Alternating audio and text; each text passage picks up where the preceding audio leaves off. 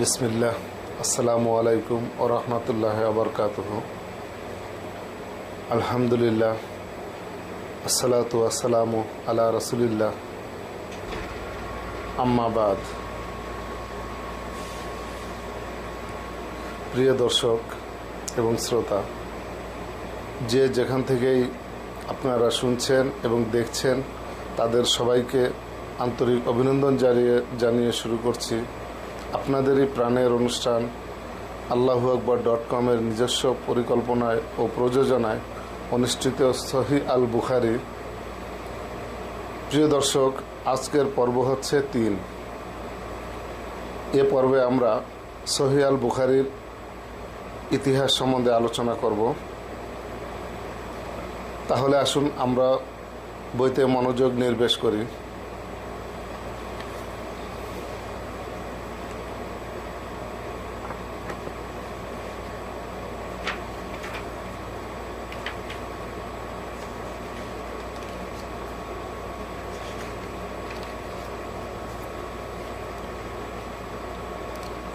গত পর্বে আমরা প্রথম যুগ পর্যন্ত আপনাদেরকে শুনিয়েছিলাম। আজকে দ্বিতীয় যুগ থেকে শুরু করছি।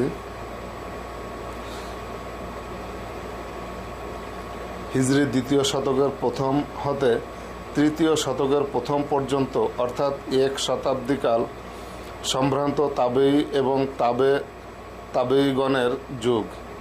এ যুগে হাদিস অনুযায়ী আমল করার রীতি বরাবর অব্যাহত থাকে এবং হাদিসের জ্ঞানার্জন, শিক্ষাদান, হিফজকরণ ও লিপিবদ্ধকরণের উৎসাহ উদ্দীপনা বহুগুণে বৃদ্ধিপ্রাপ্ত হয়। এ যুগে কোনো কোনো ব্যক্তি একটি হাদিস জানার জন্য তৎকালীন হাদিসের কেন্দ্রভূমি মদিনা, বসরা, কুফা, সিরিয়া এবং মিশর পর্যন্ত যেতে দ্বিধাবোধ করতেন না। এ যুগের প্রথম দিকে খলিফাতুল মুসলিমিন উমর বিন আব্দুল আজিজ রাহিমাহুল্লাহ সরকারিভাবে স্বীয় পরিচালনাধীনে হাদিসসমূহ লিপিবদ্ধ করে একত্রিত করার কাজে অগ্রসর হন। তিনি ব্যাপকভাবে হাদিস সংগ্রহ করার জন্য ইসলামী রাষ্ট্রের বিশিষ্ট কর্মচারী প্রখ্যাত উলামাদের প্রতি সরকারি ফরমান জারি করে বলেন, আপনারা রাসূলুল্লাহ সাল্লাল্লাহু আলাইহি সাল্লামের হাদিস তন্ন করে খুঁজে বের করুন এবং লিপিবদ্ধ করুন। আমার আশঙ্কা হচ্ছে যে উলামায়ে কিরামের মৃত্যুর পর হাদিস বিলুপ্ত হয়ে যেতে পারে। হাদিসের জ্ঞান ভাণ্ডারের সংরক্ষণ সাহাবায়ে কিরামগণ এবং সম্ভ্রান্ত তাবেঈগণ ইহজীবন ত্যাগ করে বিদায় গ্রহণ করেছেন। তবে রাসূলুল্লাহ সাল্লাল্লাহু আলাইহি সাল্লাম এর হাদিস ব্যতীত অন্য কারো হাদিস আপনারা গ্রহণ করবেন না। অধিকন্ত আপনারা সর্বত্র মজলিস কায়েম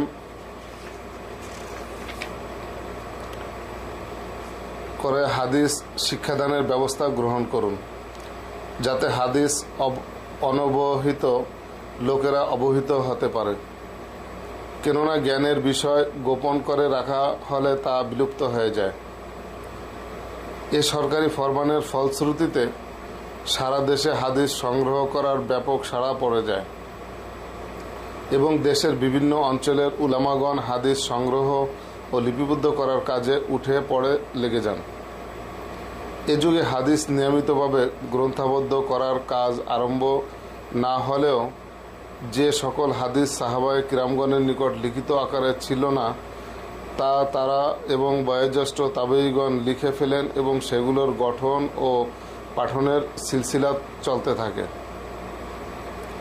হিজরি দ্বিতীয় শতকের শুরু হতেই এই প্রচেষ্টা একটা নতুন মোড় গ্রহণ করে। সম্ভ্রান্ত তাবেঈগণের লিখিত হাদিসসমূহ ব্যাপকভাবে একত্রিত করতে থাকেন। হিজরি দ্বিতীয় শতকের মাঝামাঝি পর্যন্ত হাদিস সংকলনের এই ধারা অব্যাহত থাকে।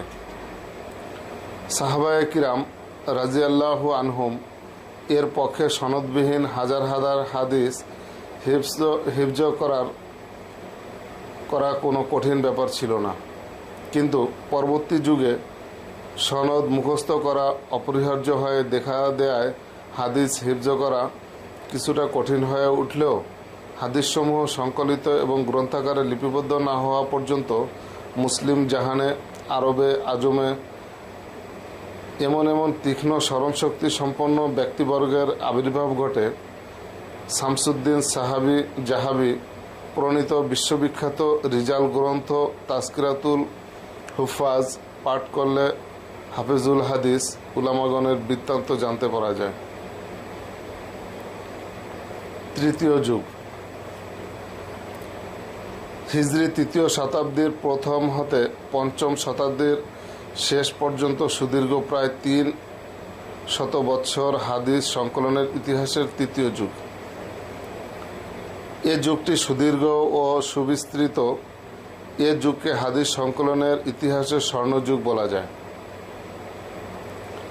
এ যুগে হাদিসের শিক্ষা গ্রহণ, হাদিসের শিক্ষাদান, হাদিস হিফজকরণ এবং হাদিস মোতাবেক আমল আচরণের ধারা পূর্বানুরূপ অব্যাহত থাকে। তবে হাদিস লিপিবদ্ধকরণের ধারা অত্যন্ত জোরদার হয়ে ওঠে। এ যুগে অসংখ্য হাফেজে হাদিসের জন্ম হয়, যাদের নজির পৃথিবীর ইতিহাসে বিরল। এ যুগে অগণিত হাদিস সংকলনের আবির্ভাব ঘটে, যাদের সংকলিত গ্রন্থাবলী পৃথিবীর জ্ঞান ভাণ্ডারে আল্লাহর বিশেষ অনুগ্রহ রূপে পরিগণিত হয়। এ যুগেই সহিহ বুখারী, সহিহ মুসলিম প্রভৃতি বিশ্ববিখ্যাত হাদিস গ্রন্থাবলীর স্বনামধন্য গ্রন্থাগার মণ্ডলীর আবির্ভাব ঘটে। এ যুগেই সকল হাদিস বর্ণনাকারীদের নিকট হতে হাদিস সংগৃহীত হয়ে গ্রন্থাগারে লিপিবদ্ধ হয়। অতঃপর এমন কোনো হাদিস কারো নিকট সংরক্ষিত হয়েছে বলে অনুমান করা যায় না, যা কোনো না কোনো হাদিস গ্রন্থে লিপিবদ্ধ হয়নি। এ যুগে নিয়মিতভাবে হাদিস লিপিবদ্ধ করার কাজ ব্যাপকভাবে চলতে থাকে। এ যুগে সংগৃহীত হাদিসের বিপুল ভাণ্ডার হতে সহিহ ও নির্ভুল হাদিস বাছাই এবং ছাঁটাইয়ের কাজও শুরু হয়। ইতিমধ্যে একদল লোক মিথ্যা ও মনগড়া হাদিস বর্ণনা করতে শুরু করলে হাদিস ছাঁটাই ও বাছাইয়ের প্রয়োজন দেখা দেয়। তবে এ ধরনের মিথ্যা হাদিস বর্ণনাকারীদের সংখ্যা ছিল অতি নগণ্য। সহিহ হাদিস বাছাই করে যথাযথভাবে সংরক্ষণের উদ্দেশ্যে এ যুগের মুহাদ্দিসগণ আসমাউর রিজাল শাস্ত্রের ভিত্তি স্থাপন করেন। বর্ণনাকারীগণের অবস্থা, আচার ব্যবহার, স্বভাব চরিত্র ও কথা কাজ সম্বলিত জীবনীকে আসমাউর রিজাল বা রিজাল শাস্ত্র বলা হয়। রিজাল শাস্ত্রে হাদিস বর্ণনাকারীদের অবস্থা, আচার ব্যবহার, স্বভাব চরিত্র, কথা কাজ কোনো কিছুই উপেক্ষা করা হয়নি। যে সকল হাদিস শাস্ত্রবিদদের নির্ধারিত মূলনীতি বিরোধী, সেগুলোকে নিঃসংকোচে বাতিল করা হয়েছে। যে সকল বর্ণনাকারী জীবনে কখনো মিথ্যাচরণ করেছেন বলে প্রমাণিত হয়েছে এবং তাদের বিবেকের সুস্থতা সম্বন্ধে সন্দেহ হয়েছে, যারা এতটুকুই অতিরঞ্জন প্রবণ মনে করা হয়েছে, যারা রাজ শক্তি বা অন্য কোনো পার্থিব শক্তি কর্তৃক প্রভাবিত হতে পারে বলে সন্দেহ করা হয়েছে, তাদের উক্তি নির্দ্বিধায় বাতিল করা হয়েছে। রিজাল শাস্ত্রে হাদিস বর্ণনাকারীগণের ব্যক্তিগত ও সামাজিক জীবন, তাদের লেখাপড়া ও পাণ্ডিত্য, তাদের শিক্ষামণ্ডলীর বিদ্যা বুদ্ধি, তাদের শিক্ষাবর্গের অবস্থা জ্ঞানার্জনের জন্য তাদের পরিশ্রম ও সফর, তাদের নৈতিক চরিত্র, তাদের সততার ব্যাপারে হাদিস বিশেষজ্ঞদের মতামত ইত্যাদি বহু বিষয় লিপিবদ্ধ হয়েছে। এ যুগে একদিকে যেমন হাদিস যাচাই বাছাইয়ের কাজ চলতেছিল, অন্যদিকে তেমনি সহিহ হাদিস সমূহ নিয়মিতভাবে লিপিবদ্ধ করার কাজও পুরোপুরি চলতেছিল। হাদিস লিপিবদ্ধ করার এ কাজটি এ যুগেই অত্যন্ত ব্যাপক আকারে সুসম্পন্ন হয়েছিল। শত শত মুহাদ্দিস নিজেদেরকে এ কাজে নিয়োজিত করেছিলেন। হাদিস সংগ্রহের জন্য তারা হাজার হাজার মাইল সফর করতেন। তারা শত শত উস্তাদগণের নিকট হতে পাঠ গ্রহণ করতেন। তারা বর্ণনাকারীদের অবস্থা জানার জন্য অস্বাভাবিক পরিশ্রম করতেন। এভাবে তারা নিজেদের মান অনুযায়ী হাদিস লিপিবদ্ধ করেন। সত্য কথা এই যে আমাদের মুহাদ্দিসগণ রাসূলুল্লাহ সাল্লাল্লাহু আলাইহি সাল্লামের হাদিসের বিশুদ্ধতা রক্ষার জন্য যা করেছেন, অন্য কোনো জাতি তাদের আল্লাহ প্রদত্ত কিতাব রক্ষার জন্য তার 1% পর্যন্ত করতে পারেনি। প্রাচ্য বিদ্যা বিশারদ ডক্টর মার্গিলিউ সত্য বলেছেন, হাদিসের জন্য মুসলিম জনতা যত ইচ্ছা গর্ব করতে পারে, এটা তাদের পক্ষেই শোভা পায়।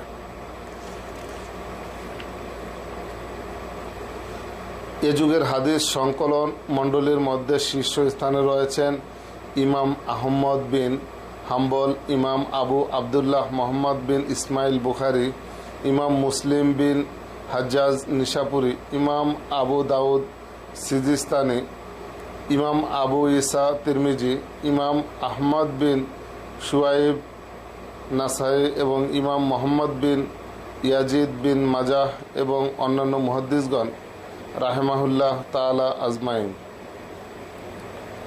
ইমাম মোহাম্মদ বিন ইসমাইল বুখারি, ইমাম মুসলিম বিন হাজ্জাজ নিশাপুরি এবং আরও অনেকে হাদিস যাচাই ও বাছাইয়ের কাজে অগ্রণী ভূমিকা পালন করেন। তারা তাদের সমগ্র জীবন এ মহৎ কাজে ব্যয় করেন। নির্ভুল ও শক্তিশালী সূত্রের দিক দিয়ে বিচার করলে মুহাদ্দিসগণের সংকলিত হাদিস গ্রন্থাবলীর মধ্যে মুয়াত্তা ইমাম মালিক, সহিহ বুখারি ও সহিহ মুসলিম সর্বোচ্চ আসনে সমাসীন করা যায়।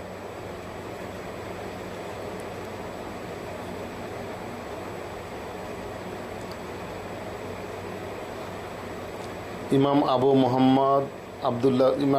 আবদুল্লাহ মোহাম্মদ বিন ইসমাইল বুখারি রাহমাহুল্লাহ। হাদিস শাস্ত্রের বিশ্ব সম্রাট মহামতি ইমাম বুখারির আসল নাম মোহাম্মদ। তার পিতার নাম ইসমাইল, তার ডাক নাম আবু আবদুল্লাহ। তার পূর্বপুরুষগণ ইরানের অধিবাসী ছিলেন। তার প্রপিতামহ মুগিরা ইসলাম গ্রহণপূর্বক পারস্য হতে খোরাসানের বুখারা শহরে আগমন করে বসতি স্থাপন করেন। ইমাম বুখারি হিজরি 194 সালের 13ই শাওয়াল শুক্রবার বা জুমা বুখারা নগরে জন্মগ্রহণ করেন। শৈশব হতেই তার উপর আল্লাহর অশেষ রহমত দেখা গিয়েছিল। শৈশবে তিনি অন্ধ হয়ে গিয়েছিলেন, এজন্য তার মহিয়সী মাতা আল্লাহর নিকট দোয়া করতে থাকেন। একদিন তিনি আল্লাহর দোস্ত ইব্রাহিম আলাইহিস সালামকে স্বপ্নে দেখতে পান। স্বপ্নযোগে তিনি তাকে বললেন, তোমার প্রাণঢালা দোয়া এবং করুণ কান্নার দরুন আল্লাহ তোমার পুত্রধনের দৃষ্টিশক্তি ফিরিয়ে দিয়েছেন। নিদ্রাভঙ্গের পর মাতা দেখলেন স্বপ্ন সত্যরূপেই বাস্তবিত হয়েছে। তার পুত্র বালক মোহাম্মদ দৃষ্টিশক্তি লাভ করেছেন। ইমাম বুখারি অসাধারণ মেধাসম্পন্ন ব্যক্তি ছিলেন। শৈশব হতেই তার অদ্ভুত মেধা ও অসাধারণ স্মৃতিশক্তি সকলকে আশ্চর্যান্বিত করে তোলে। 10 বছর বয়স হতে না হতেই তিনি কয়েক হাজার হাদিস মুখস্থ করে ফেলেন। এর পূর্বেই তিনি কুরআন মজিদ মুখস্থ করে ফেলেছিলেন। হাদিস মুখস্থ করা কিন্তু একান্তই কঠিন ব্যাপার, কেননা হাদিসের মধ্যে শুধু মতন বা বিষয়ই নয়, বরং তাতে বক্তব্য বিষয়বস্তু ব্যতীত সনদেরও বিরাট সিলসিলা বিদ্যমান রয়েছে। অগণিত রাবির নামও একটিরও সাথে অন্যটির পার্থক্য সহ মুখস্থ করা কম সহজ কথা নয়, কিন্তু ইমাম বুখারির পক্ষে এটাও সম্ভব হয়েছিল।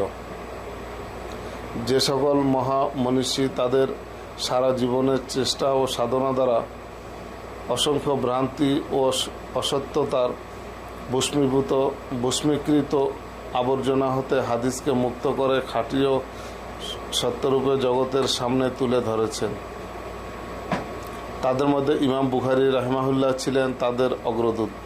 হাদিস শিক্ষার উদ্দেশ্যে তিনি সিরিয়া, মিশর, ইরাক, খোরাসান, আলজেরিয়া, হেজাজ প্রভৃতি মুসলিম রাজ্য পরিভ্রমণ করেন। 16 বছর বয়সে তিনি ইমাম আবদুল্লাহ ইবনে মুবারক এবং ইমাম ওকি ইবনে জাররার হাদিস গ্রন্থসমূহ মুখস্থ করেন। 18 বছর বয়সে তিনি গ্রন্থ রচনায় মনোনিবেশ করেন। তার স্মৃতিশক্তি এতই প্রখর ও সতেজ ছিল যে তিনি যা কিছু একবার শুনতে পেতেন তা কখনো ভুলতেন না। এতদূর সম্পর্কিত বহু পরীক্ষায় তিনি কৃতিত্বের সাথে সফলতা লাভ করতে সক্ষম হন। ইমাম বুখারী রাহমাহুল্লাহ এর বাল্যকালের একটি ঘটনা অত্যন্ত চমকপ্রদ। তখন তিনি মাত্র 10 বছরের কিশোর। তিনি তদানীন্তন শ্রেষ্ঠ মুহাদ্দিস ইমাম দাখিলির শিক্ষায়তনে হাদিসের পাঠ গ্রহণ করতেছিলেন। মুহাদ্দিস দাখিলি একটি হাদিস শোনালেন। এই সনদে বালক বুখারী প্রতিবাদ করে বললেন, আবু জুবাইর ইব্রাহিম হতে বর্ণনা করেননি। মুহাদ্দিস দাখিলি তাকে ধমক দিলেও তিনি প্রশান্ত চিত্তে বললেন, আবু আল জুবাইর আন ইব্রাহিম নয়, বরং এটা হবে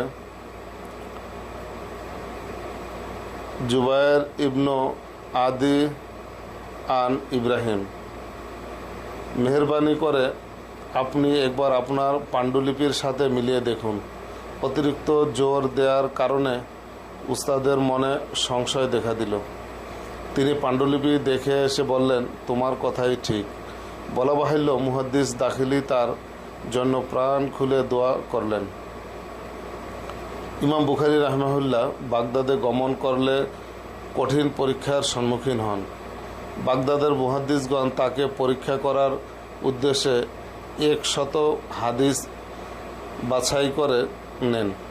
হাদিস সমূহের সনদ ও মতন উলট পালট করে 10 জনকে 10টি করে 100টি হাদিস ভ্রান্তিপূর্ণভাবে শিক্ষা দিয়ে প্রস্তুত করে নেন। হাদিস পর্যালোচনা বৈঠকে সেই 10 জন উপস্থিত হয়ে ক্রমান্বয়ে ইমাম বুখারীকে জিজ্ঞাসা করতে থাকেন। তিনি সকলকে একই ধরনের উত্তর দিয়ে বলেন, অনুরূপ সনদ ও মতনের হাদিস আমার জানা নেই। তিনি সকল জিজ্ঞাসাকারীর আবৃত্তি সমূহের হুবহু পুনরাবৃত্তি করে সবগুলোর ভ্রান্তি প্রদর্শনপূর্বক বিশুদ্ধ পাঠ আবৃত্তি করে সকলকে শোনালেন।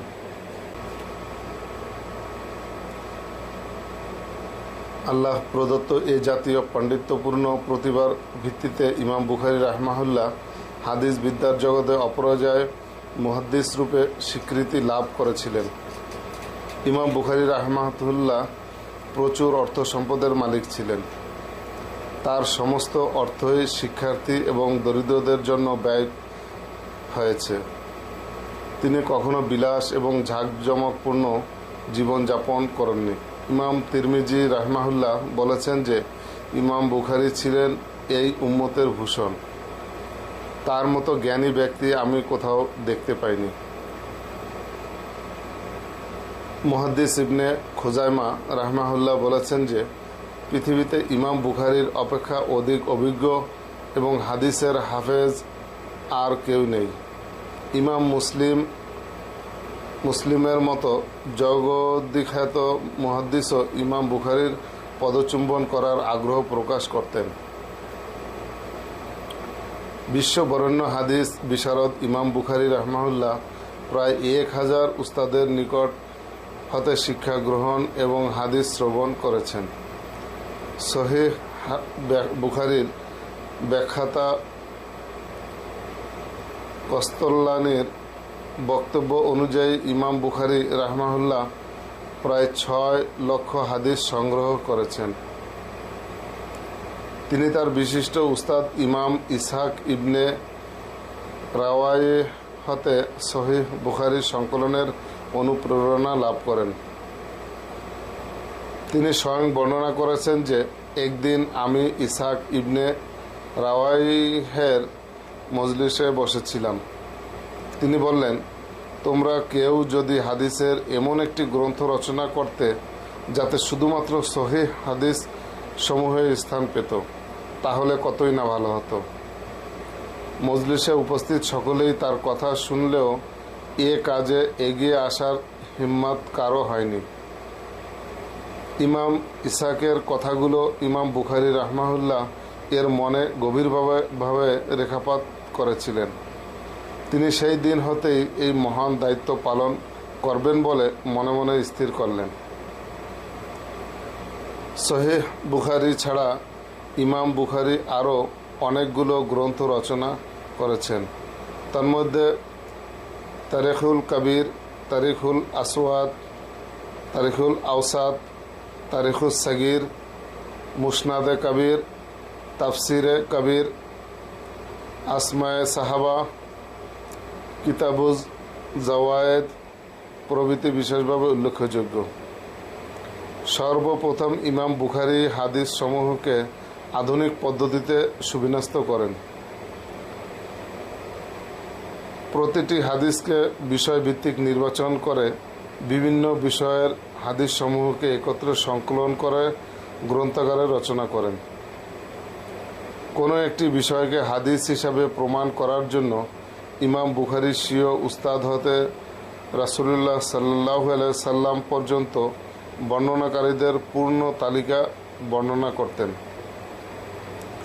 সহিহ বুখারীর প্রতিটি হাদিস অনুরূপ সনদ সহকারে বর্ণিত হয়েছে। ইমাম বুখারীর শেষ জীবন খুব সুখ শান্তিতে অতিবাহিত হয়নি। বুখারা তৎকালীন শাসনকর্তা খালেদ বিন আহমদের সাথে তার মনোমালিন্যের সৃষ্টি হয়েছিল।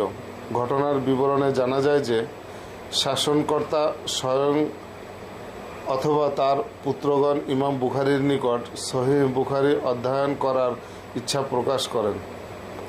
কাজেই শাসনকর্তার বাসভবনে গমনপূর্বক পাঠদান করার জন্য তিনি ইমাম বুখারীর নিকট অনুরোধ জানান। ইমাম বুখারী পরিষ্কার ভাষায় শাসনকর্তাকে জানিয়ে দেন যে আমি কখনো হাদিসের ইলমকে হ্যায় প্রতিপন্ন করতে পারবো না। এই মহান রত্নকে আমি আমির উমারার দ্বারস্থ করতে পারবো না। যদি শাসনকর্তা ইলমে হাদিসের প্রতি অনুরাগী ও আকৃষ্ট হয়ে থাকেন তবে তিনি যেন মসজিদে কিংবা আমার বাড়িতে উপস্থিত হন। আমার এ ব্যবস্থাপনায় সন্তুষ্ট হতে না পারলে এবং আমি তার দ্বারা বাধাপ্রাপ্ত হয়ে আমার এই শিক্ষাদান কার্য বন্ধ হয়ে গেলে কিয়ামতের দিন আমি ইলম গোপন করে রাখার জন্য কোনো ক্রমেই অভিযুক্ত হব না। এতে শাসনকর্তা ইমামের প্রতি অসন্তুষ্ট হয়ে তাকে দেশ ত্যাগ করতে বাধ্য করেন। শাসনকর্তা ইমামের বিরুদ্ধে কুৎসা রটনার লক্ষ্যে কিছু সংখ্যক বিদ্যমান নিযুক্ত করেন। ষড়যন্ত্রকারীদের পরিমাণও একান্তই মর্মান্তিক হয়েছিল। অবস্থার পরিপ্রেক্ষিতে ইমাম বুখারী জন্মভূমি বুখারা ত্যাগ করে নিশাপুরে চলে যান। সেখানেও অনুরূপ দুঃখজনক ঘটনা ঘটলে পরিশেষে তিনি নিশাপুর হতে হিজরত করে সমরকন্দের খরতঙ্গ নামক জনপদে যে বসতি স্থাপন করেন।